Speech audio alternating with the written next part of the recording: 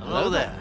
Une fois n'est pas coutume, je vais faire une vidéo de cinéma sur Star Wars 8. Le dernier Jedi. Je vais argumenter mon point de vue avec des extraits de films, ceci dit je ne prétends pas avoir la véritable vérité vraie. Certains points sont discutables, surtout concernant des choix de mise en scène. Par contre je trouve qu'il est globalement cohérent par rapport à l'univers, et qu'il ne mérite pas toute la haine à laquelle il est confronté. Je vais argumenter sur les points que j'ai souvent vu revenir dans les critiques. La vidéo étant assez longue, j'ai aussi dû la remanier après coup pour qu'elle soit un peu plus courte, donc ça risque de se faire ressentir. J'ai pas pu mettre tout ce que j'avais envie de dire dans la vidéo, mais si je vois dans vos commentaires que certains points sont toujours sujets à discussion, peu importe que je les ai abordés ou pas, je referai peut-être une vidéo dessus. Il y a des personnes qui mettent Disney derrière tous les défauts du film. Alors, je tiens à rappeler que c'est Lucasfilm qui fait les films, et pas Disney. Lucasfilm appartient à Disney, tout comme Miramax quand ils ont produit Kill Bill, ou Touchstone quand ils ont produit Starship Trooper ou Pretty Woman. Oui, Kill Bill, une histoire de vengeance sordide, Starship Trooper qui dépeint l'humanité de façon vraiment très négative, ou encore Pretty Woman, où un homme riche s'éprend d'une prostituée, sont des Disney. Donc Disney sait quand il doit lâcher la bride, ils savent que tout le monde n'apprécie pas leur côté enfantin, et ils ont d'autres compagnies à côté justement pour compenser ça. Et puis quand on regarde la plupart des ajouts de George Lucas à la trilogie originale, il y en a un certain nombre qui respectent une certaine logique ou qui embellissent quelques scènes, façon de parler. Mais par exemple la scène de Jabba le Hutt dans le 6, dans son palais, vous avez vu la différence entre la scène originale et son ajout? On perd le côté glauque et de repère de truands dangereux à ce moment-là. Avec cette scène, il a fait ce qu'on redoutait que Disney fasse. Je ne dis pas que Disney soit la meilleure chose qui soit arrivée à Star Wars, loin de là, mais George n'a jamais su montrer des talents de réalisateur et de scénariste fabuleux non plus. Avoir pour garder un œil sur l'univers de la série lors de la production des films serait une bonne chose, mais il y a deux choses qui l'ont saoulé. D'un côté, c'est l'industrie du cinéma, Hollywood et tout ça, et deuxièmement, autre chose, ce sont les fans qui l'ont dépossédé dès la prélogie. Les fans lui ont dit que ce qu'il faisait c'était de la merde et qu'il n'avait plus voix au chapitre pour dire si c'était Star Wars ou pas, qui est quand même assez aberrant. De tous les films Star Wars sortis sous Disney, le 8 est le moins typé Disney. Pour ce qui est du côté merchandising, ça revient aussi souvent, ce n'est pas Disney qui l'a amené, c'est ce bon vieux George qui l'avait déjà amené dans la saga originelle. Tout simplement parce que pour produire le 4, il avait passé un contrat, il renonçait à son salaire, mais en échange il devait récupérer une part sur les produits dérivés. Et le bougre s'en est plutôt bien sorti à ce niveau-là. Donc dites-moi pourquoi, quand Lucasfilm sous l'égide de George décide de faire un film à trous, de profiter du travail des autres pour les remplir et vendre des jouets, on réagit comme ça. Regardez! Il nous a laissé un signe! Il nous a laissé une sandale! Et quand Lucasfilm, sous l'égide de Disney, propose de continuer les films à trous pour qu'eux-mêmes fassent un univers étendu et les remplissent, pour vendre des jouets, on réagit comme ça. On a trouvé une sorcière! Est-ce qu'on peut la brûler? Ce n'est pas non plus Disney qui a décidé d'éviter la mort des héros, c'était déjà dans la trilogie originelle. Obi-Wan est le héros de la prélogie, mais pas de la première trilogie. Encore qu'il n'est mort que D'un certain point de vue. Harrison Ford avait aussi demandé la mort de Han Solo pour donner de la profondeur à l'histoire du 6, ce qui lui a été refusé, et là c'était pas Disney. Dans la prélogie, Qui-Gon est le héros du 1, mais pas vraiment de la trilogie, car il a le même rôle qu'Obi-Wan dans le 4. Et si on ne le voit plus après, à la fin du 3, on peut aussi discuter de sa mort réelle, comme pour Obi-Wan. Un ami qui est lui-même revenu des profondeurs de la Force. Ton ancien maître. Qui-Gon? Quant à Padmé, elle est à mi-chemin entre héroïne et perso secondaire, donc ça se discute. Mace Windu, c'est aussi un personnage secondaire, comme tous les Jedi morts. Donc quand j'entends que Disney est frileux parce qu'il ne veut pas voir de héros mourir, Je suis en désaccord avec le Jedi. du moins partiellement car c'est vrai, mais ça ne date pas de Disney. Et encore, dans Rogue One, tous les héros meurent, mais c'est pas la série officielle, c'est à côté, c'est l'univers étendu. J'ai vraiment l'impression que Disney permet à certains de sortir les défauts de la série, mais sous un prétexte fallacieux. Star Wars avait déjà un univers étendu, Lucasfilm et Disney ont décidé de pas le prendre en compte pour la suite. Si c'est évidemment une déception pour ceux qui aimaient les romans, c'est une bonne chose dans le sens où les scénaristes seront libres de raconter des histoires et nous montrer l'univers chacun à leur manière. Pour le meilleur et pour le pire aussi. Et puis franchement, à chaque fois qu'on voit des adaptations de livres en film, le résultat est généralement mitigé. Donc au moins on évite de voir un réalisateur planter l'histoire que l'on préfère dans l'univers étendu. Et puis en tant que fan, ne devrait-on pas être content d'avoir deux univers parallèles et donc 2 fois plus de Star Wars? Si on juge les nouveaux films par rapport à leur cohérence à l'ancien univers étendu, on va forcément être déçu. Et donc pour juger l'épisode 8 en lui-même, on va se baser que sur la trilogie originale, la prélogie ainsi que le 7 et Rogue One. On oublie tout le reste. Je sais que certaines séries sont encore canon, mais George Lucas n'a pas travaillé dessus au scénario ou à la réalisation. Il était là principalement pour jouer un rôle de comptable et de financier. Un problème imputable à Lucasfilm, c'est la valse des réalisateurs qu'il y a eu pour les films. Ce qui a pour conséquence d'avoir des réalisateurs différents. Alors ça a déjà été fait dans la trilogie originale sans que ce soit un réel souci. Mais ici, avec le rythme de production choisi, J.J. Abrams et Rian Johnson n'ont pas pu travailler ensemble lors de la pré-production pour faire une trilogie cohérente. Avec leur style différent, on obtient donc une sorte de cadavresque filmique qui donne une impression de non-continuité, une impression d'incohérence. L'épisode 7 est un film confortable, c'est une sorte de remake du 4, on peut le prendre en main facilement. Rian, lui, nous propose un film qui nous sort de notre zone de confort par rapport à ce qu'on a l'habitude de voir, c'est un gros clash entre les deux films. L'épisode 4, 5 et 6 ont été pensés comme des suites, mais le fait que la production du 4 soit chaotique, ils ont dû faire en sorte qu'ils se tiennent tout seuls, au cas où ils ne puissent pas faire de suite. C'est pour ça que le 4 est à part et que le 5 et 6 se tiennent mieux ensemble. Et c'est aussi pour ça que la trilogie est dans une meilleure continuité que la trilogie originelle.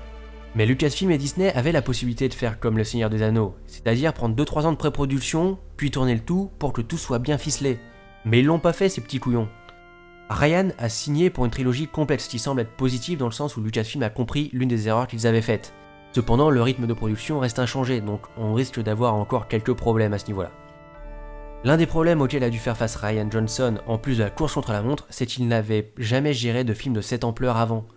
En plus, on lui a refourgué le projet de prendre la suite du 7 qui avait des défauts comme le manque de présentation par rapport à la géopolitique et l'enjeu entre la République et le Premier Ordre, l'absence d'évolution des personnages, il y en a une petite, mais c'est pas énorme, et une trop grande ressemblance avec l'épisode 4. Ce n'est pas évident de construire un bâtiment en réparant les fondations en même temps. Et pour essayer de combler tout ça, il a dû faire des arcs narratifs à tout va et créer beaucoup de personnages. Ce qui fait qu'il y a des arcs narratifs et des personnages qui vont se marcher les uns sur les autres, malheureusement. Je pense aussi que Lucasfilm a fourré son nez dans le montage et a posé problème. Quand on regarde dans les scènes coupées, on voit par exemple une mort alternative pour Phasma qui est beaucoup plus badass, ou des scènes qui permettent de mettre en exergue certains points de façon plus évidente que dans le produit final qu'on a pu voir au cinéma.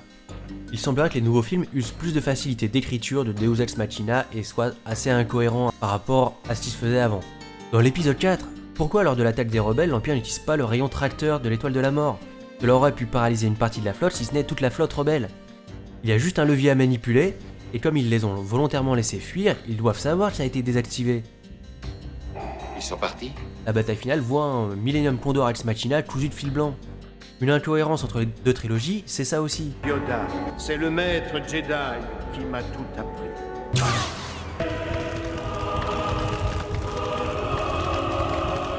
Dans l'épisode 6, les rebelles échouent sur Endor, mais pas de panique, le merchandising va chercher le reste de la tribu en 2 minutes, tire des arbres, pose des pièges dans une forêt grouillant d'impériaux sans se faire repérer pour nous fournir un Neo Ex Machina.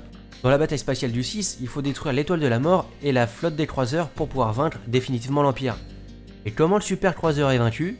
Un A-Wing se fait toucher, par chance il n'explose pas tout de suite, par chance se crache pile poil dans l'encadrement de la fenêtre du pont de commandement, par chance juste après que celui-ci ait perdu son champ de protection. Comme le hasard fait bien les choses, dis donc, qui permet de raccourcir la bataille sans être assumé par les réalisateurs. Les personnages de trilogie précédente sont aussi assez archétypaux et pas forcément beaucoup plus développés que les récents. Regardez Chic Taba et dites-moi en quoi il est présenté et en quoi il fait avancer le scénario de la trilogie originelle. Chic Taba, là, est le copilote d'un appareil qui pourrait nous convenir. Quant à ces 3 PO, Je me sens totalement inutile. ce ne sont là que quelques exemples parmi tant d'autres. Star Wars n'a jamais eu un scénario et une réalisation irréprochables. Elle a toujours eu un côté série B un peu kitsch. Cela ne doit pas être une excuse pour que les nouveaux en abusent, mais est-il cohérent de défoncer les nouveaux pour ses incohérences et facilités d'écriture, tout en mettant les anciennes trilogies sur un piédestal? Maybe you were as good as people said. Once. Maybe people just love to overpraise a famous name. Le ta gueule c'est magique ou ta gueule c'est le scénario, c'est quelque chose qui revient assez souvent comme reproche par rapport au nouveau Star Wars. La trilogie originelle tient plus du fantastique que de la science-fiction, la force est mystique, magique. Quand Giorgio est arrivé avec les midi-chloriens pour apporter une explication scientifique afin de transformer la saga en science-fiction, de nombreux fans ont crié au scandale. Une bonne fois pour toutes, nous devons nous mettre d'accord, soit Star Wars est de la science-fiction au risque de perdre le croustillant du mysticisme et de moins faire rêver, soit c'est du fantastique, ce qui implique de temps à autre des ta gueule c'est magique. C'est cette deuxième option que Rian Johnson a choisie, entendant la critique faite à la prélogie. Bien sûr, le fantastique ne doit pas autoriser toutes les facilités de scénario, le 8 en a beaucoup moins que le 7. En plus, l'écran du début nous invite justement à la suspension d'incrédulité. Il nous dit que cet univers n'est pas régi par les mêmes règles que les nôtres. Et donc pourquoi des flammes, du son dans l'espace, ou encore des lasers qui ne dépassent pas le mètre, L'arme noble d'une époque civilisée. sont plus acceptables qu'une consommation de carburant dans l'espace ou de la survie dans l'espace ou je ne sais quoi d'autre. L'histoire des Star Wars qu'on aime tous, que ce soit la trilogie originale ou la prélogie, c'est une lutte contre le bien et le mal, c'est assez manichéen. Cependant, à plusieurs reprises, on appuie sur le fait que tout n'est pas tout blanc ou tout noir, Il y a du bon en lui. et que ça dépend des points de vue. Luc, tu découvriras que beaucoup de vérités auxquelles nous tenons dépendent avant tout de notre propre point de vue. Et là, le ressort de la victoire de Luke aussi. Il n'a pas tué son ennemi, il l'a sauvé car contrairement à ce que tout le monde disait, Vador n'était pas complètement méchant. Il faut que je vous sauve. Et tu l'as déjà fait. Et c'est pareil dans la prélogie, tout n'est pas tout blanc ou tout noir. Mais c'est tourné d'une certaine manière assez manichéenne. Star Wars à la base est donc une incohérence, un paradoxe entre une idée et son traitement cinématographique. Il n'est pas forcément problématique, on s'en accommodait très bien, mais ça restait un paradoxe. Rian Johnson est donc le premier réalisateur à mettre les pieds dans le plat pour nous présenter un film qui essaie de mettre en place des situations et des personnages moins manichéens. Cette correction renforce la sensation d'incohérence et de divergence des styles entre le 7 et le 8 ou encore avec les autres trilogies. Le duel de sabre laser est une scène qu'on attend à chaque épisode et son absence a de quoi décevoir certains fans, mais on a quand même eu droit à 2 scènes de KPDP dans le film. Dans la première, les 2 sabreurs font face ensemble à la garde prétorienne de Snoke. En superficie, cela reste un combat au corps à corps. Mais en profondeur, les duels et les Sith ont toujours montré l'évolution d'Anakin et de Vador. Dans l'épisode 1, Darth Maul est rongé par la haine. C'est dans cet épisode que Anakin quitte sa mère, ce qui lui fait peur. Et comme chacun le sait, La peur mène à la colère mène à la haine mène à la souffrance. dans l'épisode 2 et partiellement dans le 3, il affronte Dooku qui a quitté les Jedi pour rejoindre le côté obscur. C'est dans cet épisode où il commence à se faire manipuler par Palpatine, ce qui le mènera par la suite à se rebeller contre l'ordre Jedi. Je dois l'admettre, ma confiance en eux est un peu ébranlée. Dans le 3, le Sith qui est introduit, c'est Grievous, un robot avec quelques organes. Par la suite, le duel entre Anakin et Obi-Wan s'engage car il a vraiment basculé dans le côté obscur, et c'est au cours de celui-ci qu'il se fait amputer de plusieurs membres, nécessitant des membres robotiques.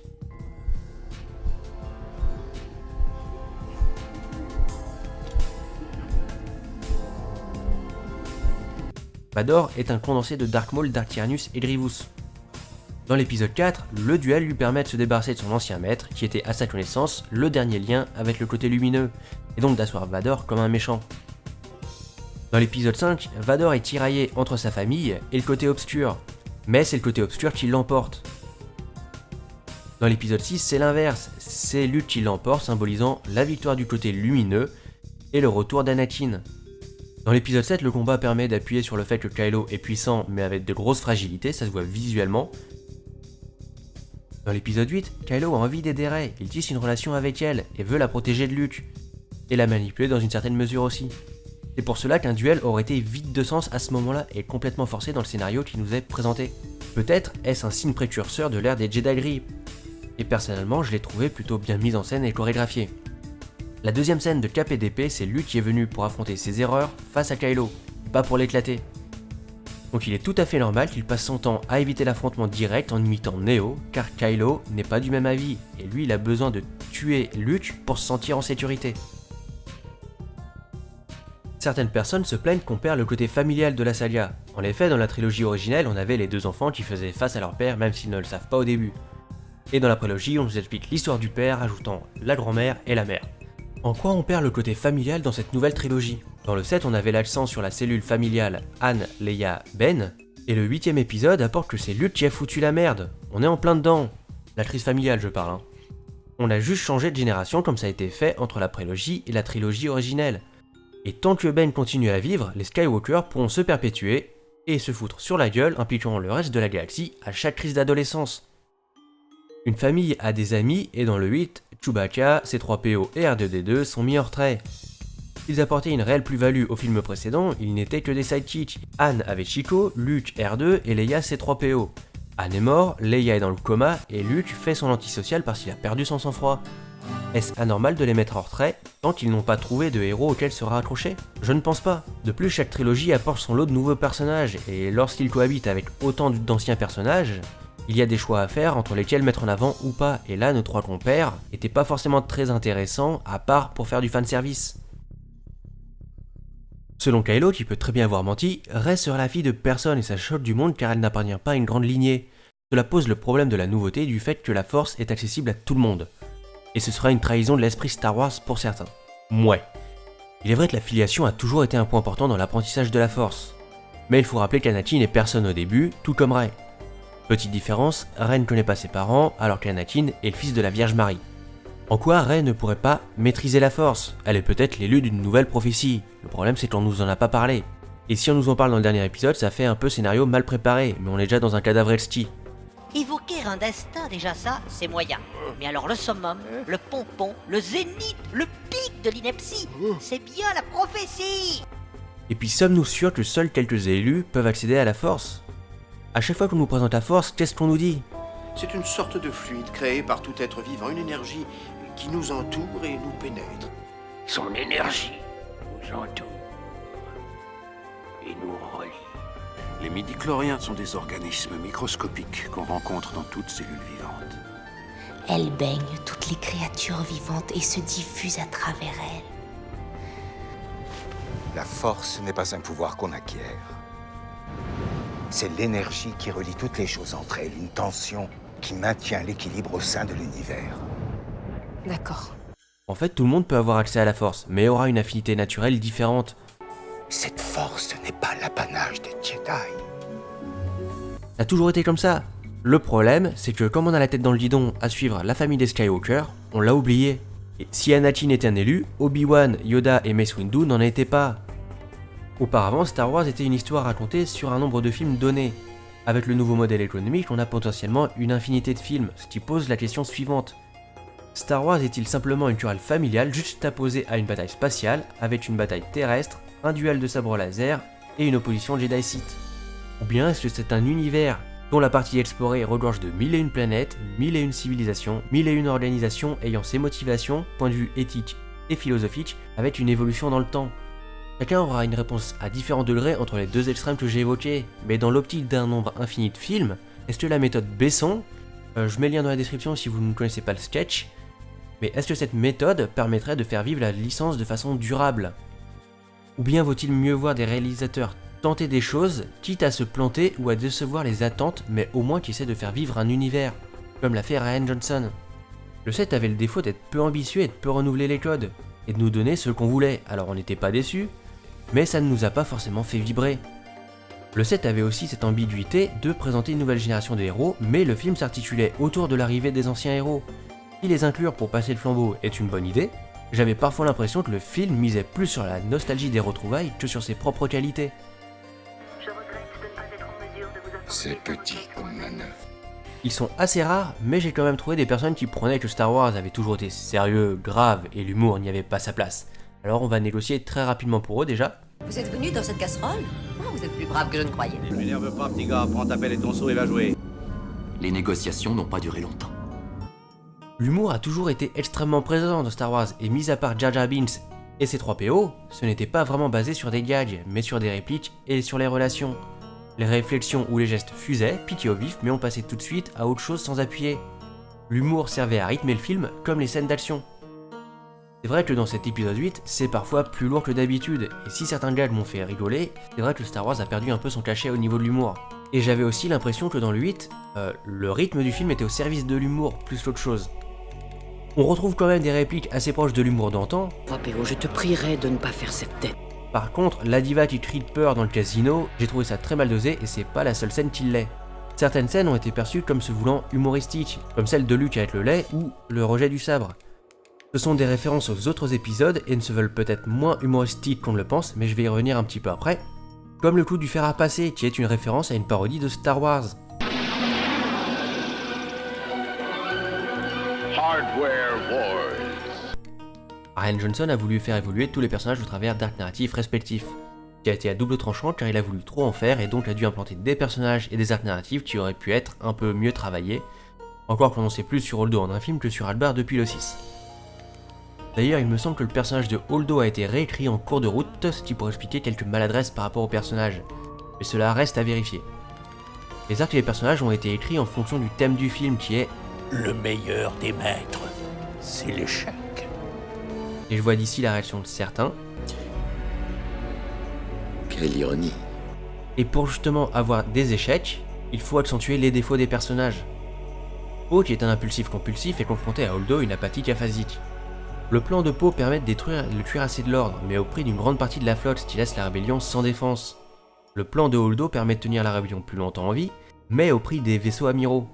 Aucun des deux n'obtient donc une franche réussite, d'autant plus en combinant l'impulsivité de Poe et le mutisme de Holdo, un nombre important de navettes sont détruites. Cette confrontation pousse les deux à évoluer, Holdo passe à l'action en se sacrifiant, Poe s'assagit lors de la bataille de Crète. Cet arc permet en plus de poser l'ambiance générale du film, où tout se fait dans l'urgence et la précipitation, et permet d'aborder un des fondements de l'enseignement Jedi. Mais comment reconnaître le bon côté du mauvais? Tu le sauras quand tu seras calme, en paix.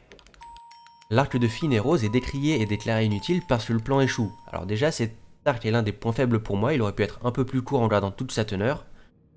S'il n'y a pas de bénéfice direct, il y en a des collatéraux. Il permet d'allumer l'étincelle d'espoir chez les jeunes esclaves, et d'un point de vue pratique, il permet d'élaborer la géopolitique de l'univers qui n'est pas si différent de celui que l'on connaissait auparavant.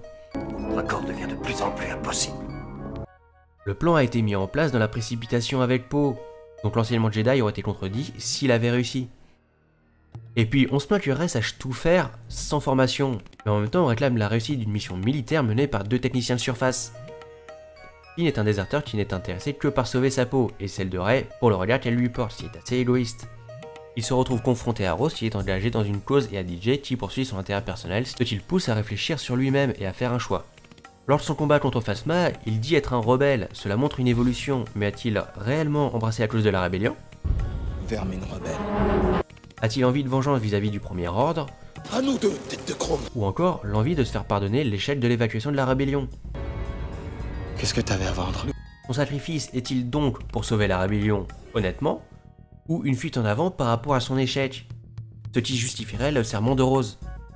Autre chose, si le sacrifice de Finn avait abouti, Luke n'aurait pas eu l'opportunité de se confronter à Kylo, et c'est pour ça qu'au début de la vidéo je parlais d'arcs narratifs qui empiétaient les uns sur les autres. Rey traîne toujours le boulet de ses origines et trouve une figure paternelle qui la déçoit en Luke, elle trouve aussi une figure fraternelle en Kylo dans le même temps. En un sens, elle se trouve une famille, ce qui permet de s'émanciper de son boulet. Hux semble pour certains une caricature de cartoon, alors dans le set, Hux était globalement un méchant lambda, pas discernable de la masse des officiers qu'on a vu dans la trilogie originelle. Et la seule scène qui portait à lui tout seul, c'était un beau discours. Je suis le méchant et je veux tuer la gentille. Comme tous les autres personnages, il se retrouve confronté à l'échec face à Poe, puis ensuite face à Kylo. Je reviendrai sur Kylo, Snoke et Luke plus tard. Le film veut montrer le côté humain de la guerre. Comment nous faire ressentir l'émotion des personnages face à la mort de leurs compagnons en faisant une Game of Thrones. La mort d'Akbar a donc beaucoup plus d'impact pour poser l'ambiance du film dans ce sens-là. Ceux qui se plaignent de cette injustice montrent pour moi ironiquement que Ryan a réussi son coup. Si Akbar était mort en se suicidant à la place d'Holdo, on n'aurait pas eu cette sensation déchirante, on aurait presque été content de le voir mourir, et l'effet aurait été inverse sur l'ambiance du film. C'est la même chose que ceux qui se plaignent que toutes les décisions prises soient débiles, c'est pour renforcer l'effet critique de la situation où tout est fait dans la précipitation. Je vous renvoie vers l'épisode de Chroma sur Vidoc où Karim Debache dit qu'il avait eu le sentiment d'un film agressif pour l'essence, qui était déplaisant, mais comme c'était une volonté de l'auteur, c'était un signe de réussite. D'autant plus que dans les derniers Jedi, le film se concentre sur les échecs, et pour qu'il y en ait, il faut grossir les défauts, et les qualités reviennent progressivement dans le film. Star Wars a toujours insisté sur la notion d'équilibre, et ce film aussi. J'ai déjà abordé le fait que chacun des personnages est tiraillé entre plusieurs antagonistes afin de trouver sa place, mais on a aussi de façon symétrique la disparition de Luke et de Snoke laissant les deux disciples seuls. Rey est tenté par le côté obscur et Kylo tenté par le côté lumineux, chacun lutte pour essayer du côté où ils sont, mais tout en essayant de se rejoindre. Luke, le rebelle légendaire, œuvre dans ce film pour la déconstruction d'un mythe, mais Leia, qui est un chef légendaire aussi, nous montre que les mythes aident à structurer les choses car dès qu'elle est dans le coma, la rébellion se déchire. Ce ne sont pas les seuls éléments, mais le film nous montre que les mythes ont des bénéfices, mais qu'il faut aussi avoir du recul par rapport à eux, car on a des responsabilités dans l'évolution des choses. Personne ne peut tuer un Jedi. Je ne suis pas le Jedi que j'espérais. La scène où Chewbacca essaie de manger en a fait réagir certains, que ce soit en bien ou en mal, par la présence d'un message vegan. Mais dans la mesure où on a déjà plusieurs scènes qui font référence à d'autres épisodes de Star Wars, celle-ci ne serait-elle pas une référence à la seule fois où Chewie a essayé de manger ? Style les a mis dans de beaux draps. Bravo, Chewie. Bravo, tu penses toujours avec ton estomac. ce qui serait quand même plus raccord avec le thème de l'échec qui est présent dans le film plutôt que le véganisme, non? Ce point me permet de soulever un des plus gros défauts du film, la façon dont sont amenées les choses. Soit de façon grossière et lourde, comme par exemple les messages politiques avec les marchands d'armes, ou de façon trop subtile avec des références qui loupent leur effet. On sent qu'il y a quelque chose derrière ces scènes, mais pensons à des choses qui sont plus à la mode, oubliant certains détails des films précédents, et ce défaut se retrouve dans tous les arcs narratifs. Durant le film, il y a 3 scènes qui, selon ce que je vois dans les critiques, seraient aux yeux de certains abracadabrantesques au niveau de l'usage de la force.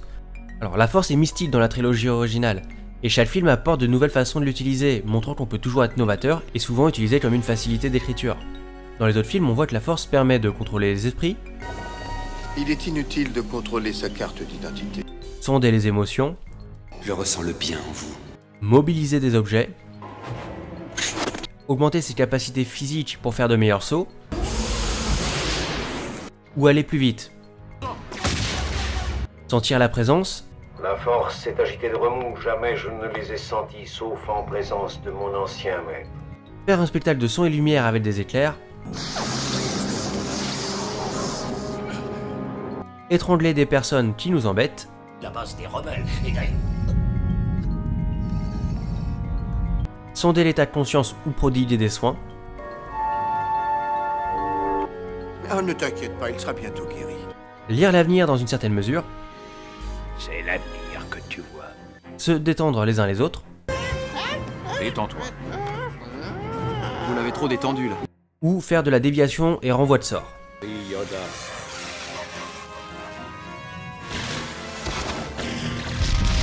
Est-il donc réellement coûteux d'en admettre de nouvelles, comme par exemple la possibilité de se faire un cocon pour se protéger de l'espace? Mais on va revenir sur cette scène juste après. Les autres utilisations qui ont perturbé les spectateurs sont la communication entre Kylo et Rey, mais dans l'épisode 5, on a le droit de la télépathie surprise. Leia! Ils sont juste passés du 56K à la fibre optique. Et s'ils continuent de le faire après la mort de Snoke, c'est juste qu'ils le réutilisent d'eux-mêmes, après avoir découvert que c'était possible. Quant à l'usage de la force à distance, a-t-on eu à un moment un périmètre limite à l'usage de la force? Et de plus, Darth Vader l'a déjà fait dans la trilogie originelle. Quant au fait que Yoda frappe Luke et que ce dernier embrasse Leia, on n'avait pas de règle par rapport au fantôme de la force auparavant. Mais on a pu voir qu'il pouvait s'asseoir sur des éléments physiques, donc le contact n'est pas impossible. Le sabre passe au travers du fantôme de Luke aussi facilement qu'un vrai corps. Cependant, comme c'est une enveloppe de force, l'effet du sabre est inefficace. Pour Yoda qui brûle les livres, on n'avait jamais vu un fantôme de la force utiliser de pouvoir. En effet, la seule fois où ils auraient pu le faire, c'est dans la trilogie originelle. Cependant, Obi-Wan dit qu'il ne pourra pas aider Luke sur Bespin. Je ne pourrai intervenir. Mais est-ce à cause de cette nouvelle condition, ou pour le laisser seul face aux conséquences de ses actes, parce que Luke s'en va faisant fi de leur avis? Tout ce qu'on sait sur l'usage de la force, c'est ça. Sans la force. Et ça. J'arrive pas à y croire. Voilà pourquoi tu es chaud. C'est plutôt permissif. En plus, Yoda savait que les livres n'étaient plus ici. Mais cette bibliothèque ne recelait rien que la jeune Rey ne possède déjà. Et ça, c'est une chose dans le film, Rian Johnson a passé son temps à nous annoncer ce qui se passait, mais parfois, encore une fois, de façon trop subtile ou trop grossière. On arrive à la scène qui a fait parler d'elle et qui nous a tous fait réagir d'une manière ou d'une autre. Il y a eu de nombreuses plaintes sur bien des aspects de la scène. On va essayer de voir point par point si elle est si incohérente que ça, et si elle est si problématique. Tout d'abord, quelques plaintes ont été formées sur la base que Leia n'est pas une Jedi et qu'elle n'avait pas la Force. Comme on l'a vu précédemment, la Force est présente chez tous les êtres vivants avec plus ou moins d'affinité. Mais Leia, de par sa filiation, a une affinité suffisamment forte pour qu'on utilise son lien de parenté avec Luke par un Yoda qui annonce être prêt à la former en cas de besoin. Ce garçon est notre dernier espoir. Non, il y en a un autre. Et Luke nous le confirme par la suite. Si jamais je ne revenais pas, vous seriez le seul espoir de l'Alliance. Vous avez ce pouvoir, vous aussi. Et en temps voulu, vous apprendrez à vous en servir comme moi. On a aussi des prémices de sa maîtrise de la Force. Elle ressent la mort de Han. Or, jusqu'à maintenant dans les films, qui a-t-on vu ressentir ce genre d'événement? J'ai ressenti un grand bouleversement de la force. Sénatrice Amidala, cette tragédie sur la plateforme épouvantable. Je sens que le Seigneur Vador est en danger. Une tempête se prépare, ami. Tu ferais bien de rentrer. Enfin, je suis pas sûr que la dernière soit à mettre dans le même panier que les autres. Dans le 8, juste avant l'explosion, elle ressent la présence de son fils et il y a comme une communication avec lui. Et quand les missiles arrivent, On voit qu'elle le sait par son jeu de regard. On la voit prendre une respiration juste avant l'explosion, soit pour encaisser le choc, soit pour se concentrer à utiliser la force. Alors la survie dans l'espace, je l'ai déjà dit, il ne s'agit pas du même univers que nous. Mais sachez que dans le nôtre, la congélation instantanée, c'est faux. On perd de la chaleur, mais assez lentement. Par contre, l'absence de pression nous asphyxie très vite, et sans que le corps explose. Mais revenons à Star Wars. On a déjà eu 2 sorties dans l'espace. Grievous ne semble pas avoir eu de problème ni de froid ni de pression, alors qu'on est clairement en dehors de l'atmosphère de la planète, et que ses organes sont presque à nu. Une deuxième sortie a eu lieu plus tard, dans un champ d'astéroïdes bien loin d'une planète. L'astéroïde cache déjà des formes de vie adaptées à l'espace, mais surtout, Han, Leia et Chewie sortent simplement équipés d'un masque à oxygène, pas de problème de froid ni de pression. La scène n'a donc rien d'incohérent avec l'univers, c'est mon avis et chacun a le droit d'avoir le sien, je la trouve un peu grandiloquente. La vitesse lumière pour une attaque kamikaze, une scène visuellement magnifique avec un travail sur l'absence de son qui la renforce de façon bluffante. Mais elle fait aussi beaucoup hurler, et oui parce que maintenant les batailles spatiales peuvent être faites par des mini-cargos en pilote automatique. Alors la situation est amenée par la pénurie de carburant qu'il y a au début. Dans les épisodes précédents, on savait que les vaisseaux terrestres utilisaient du carburant. Tiens, utilise cette cellule d'énergie. Tout comme les marins. On perd de l'énergie. Sans plus d'informations sur leur utilisation, il y en avait aussi pour les vaisseaux spatiaux. On va manquer d'énergie pour atteindre Coruscant. Je vous saurai gré de me permettre d'acheter du carburant. Dès l'épisode 4, la collision en vitesse lumière est envisagée et possible. Il suffit d'un millième d'erreur de calculer la trajectoire passe à travers une étoile. Bien en frôle une supernova et là ta balade est terminée, petit gars. Mais pourquoi le kamikaze n'est donc pas une stratégie plus répandue? Dans le cas du 8, c'est une manœuvre désespérée et donc il est possible d'avoir un enjeu et de l'empathie pour les personnages. En plus, cela montre l'évolution de certains. Si c'était une technique répandue, il n'y en aurait plus vu que ce serait automatisé.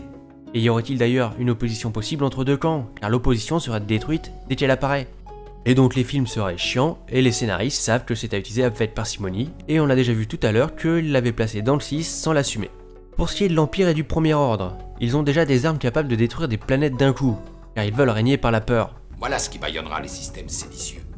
La peur de l'étoile noire. Où les autres systèmes seront paralysés devant tant d'audace, et ils se soumettront au Premier Ordre. Par conséquent, cette stratégie les intéresse pas, surtout qu'ils ont aucun problème de ressources. Même efficaces, les mini-cargos kamikazes sont moins impressionnants. Pour ce qui est de la rébellion, dans les derniers Jedi, l'arc narratif de film nous dit que les vaisseaux coûtent cher. Dans la trilogie originelle, ce sont des marginaux, et ils ont donc peu de soutien et de financement. Dans la nouvelle trilogie, le principal soutien était la République qui a été détruite dans le 7. On sait que les hyperpropulseurs coûtent cher. Mais tu ferais peut-être mieux d'acheter un vaisseau neuf, mais t'as vu que ça te reviendrait moins cher. Donc la rébellion ne peut pas se permettre de créer des vaisseaux à usage unique, ils cherchent à garder le maximum de ressources qu'ils ont pu acquérir. Je ne crois pas qu'on puisse protéger 2 transports à la fois. C'est risqué, mais on ne peut pas tenir plus longtemps. Nous n'avons pas le choix. Et dans Rogue One, on voit qu'ils ont une stratégie plus économe en vaisseau. De plus, les rebelles ont toujours cherché à faire des frappes chirurgicales pour la victoire. Dans l'épisode 4, on vise le puits pour atteindre le point faible. Dans le 6, on ne s'attaque aux croiseurs que parce qu'on doit attendre une ouverture pour l'étoile de la mort. Un autre élément qui empêche possiblement les attaques kamikazes sur les étoiles de la mort, c'est leur dimension. Le Suprématie fait 60 km d'envergure et 15 km sur son axe antéro-postérieur. Le radius a donc dû traverser 13-14 km de carlingue. Les diamètres de 2 étoiles de la mort varient entre 100 et 900 km de diamètre en fonction des sources, avec le point faible plus ou moins au centre. Est-ce qu'un petit vaisseau, même en vitesse lumière, ne serait pas désintégré avant de l'atteindre? Les débris endommageraient la structure, bien sûr, mais ne cibleraient pas le point faible. Ou est-ce que le vaisseau ne serait pas dévié de sa trajectoire avant d'atteindre le point faible? C'est un peu aléatoire comme stratégie pour une frappe chirurgicale.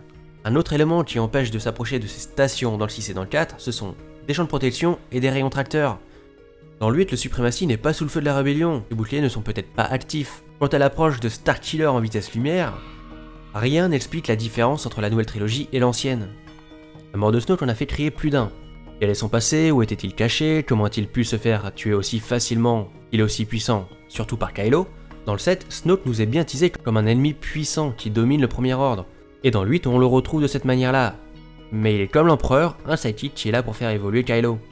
L'un des défauts du 7 était ses similarités avec le 4. Rian Johnson a donc décidé de corriger le tir et de séparer les deux trilogies, en se débarrassant de Snoke assez rapidement, comme ça avec une même mécanique par rapport à Palpatine, on obtient un résultat différent.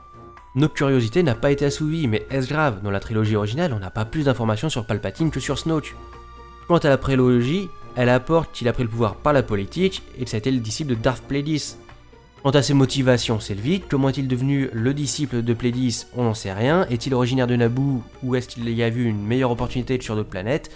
Plein de questions restent en suspens. Mais elles sont secondaires dans le sens où les films se concentrent sur les Skywalker, comme la nouvelle trilogie.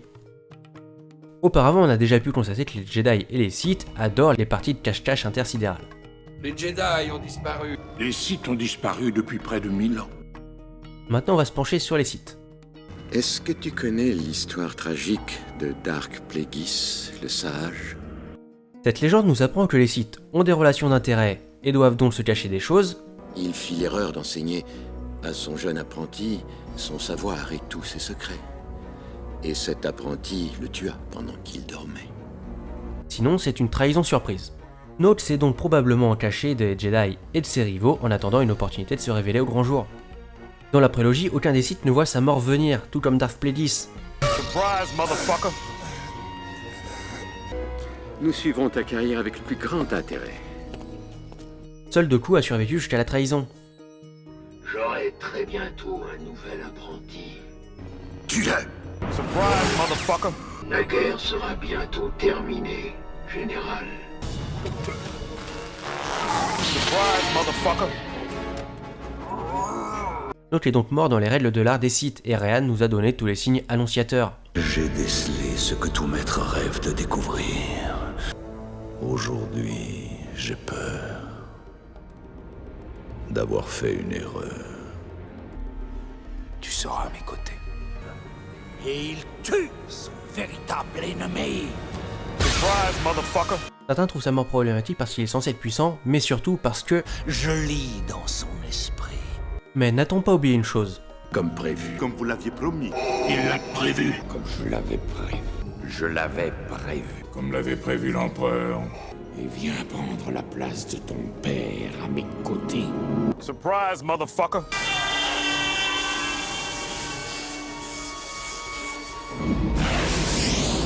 La différence avec Palpatine, c'est que pour ce dernier, nous avons eu le temps de nous acclimater à lui et avoir l'illusion de le connaître. Alors que Snoke emballé s'est pesé à la première rencontre. Quant au fait qu'il se fasse berner par le petit Kylo, on a deux façons de voir la chose. Soit la puissance de Snoke est de la poudre aux yeux, mais vu la démonstration assez impressionnante qu'il a fait, j'y crois moyen.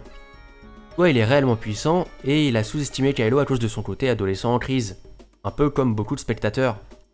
Luke nous a annoncé qu'il avait eu peur de Kylo au point pratiquement d'essayer de le tuer. Et pour faire peur à Luke, il faut vraiment y aller, parce qu'il est allé affronter l'empereur et Vador, et pour ça il fallait déjà une paire de bollocks bien accrochés. Beaucoup ne trouvent pas Kylo crédible comparé à Vador qui était putain de badass. Il faut dire que son côté adolescent en crise ne joue pas en sa faveur. On va faire un petit comparatif entre Kylo et Anakin. Les deux sont passés du côté obscur durant leur crise d'adolescence. Kylo l'a fait pour fuir Luke et sauver sa peau, donc pas vraiment par méchanceté. Mais Anakin l'a fait pour sauver Padmé et ses enfants, il n'est donc pas plus méchant que Kylo. Kylo n'ose pas tuer sa mère, mais ne lui vient pas en aide quand elle est dans l'espace. Il a aussi tué son père de sang-froid. Anakin, lui, n'a pas de père et part sauver sa mère même s'il échoue. Les deux ont envie de régner sur la galaxie. Anakin le propose à Padmé, puis à Luke, mais ne tente rien pour le mettre en place, il reste docilement le petit toutou de l'empereur. Kylo bute Snoke avant de le proposer à Rey. Kylo Ren veut tellement ressembler à Vador, il poursuit le mythe, mais ne se rend pas compte qu'il l'a déjà dépassé. Beaucoup de spectateurs, tout comme Mark Hamill, ont été surpris de voir ce Luke dépressif et le trouvent incohérent avec la trilogie originelle. Pour moi, il n'est pas si loin du Luke qu'on a connu. Le film s'intéresse aux échecs et donc met en exergue les défauts. On va donc étudier comment Luke réagissait aux échecs, pour vérifier si Mark Hamill avait raison. That's not what a Jedi does. I mean, a Jedi is optimistic, a Jedi has tenacity, he never gives up. J'en arrive à la scène où Luke boit du lait de sirène. C'est une référence à l'épisode 4. Mais quel est le rapport, vous allez me demander? Et bah tout simplement, c'est lors de ce repas que Luke a son premier échec. Je voudrais qu'on reparle de ta promesse de me laisser partir avant l'été. Et comment il réagit? Où est-ce que tu vas? Je vais nulle part à ce qui semble. Même lorsque Obi-Wan lui propose de rejoindre la rébellion, ce qui lui permettrait de mieux connaître son père par la suite, si tu veux m'accompagner à Alderaan. Soit dit au passage, les deux choses dont il avait le plus envie au monde à ce moment-là, il fuit en se trouvant des excuses. Il y a trop de travail ici. Il faut que l'Empire brûle sa famille pour avoir un électrochoc, et encore, il suit Obi-Wan plus par dépit que par envie. Ici, il n'y a plus rien qui me retienne. Petite parenthèse, on voit aussi du lait bleu dans la scène qui suit un échec.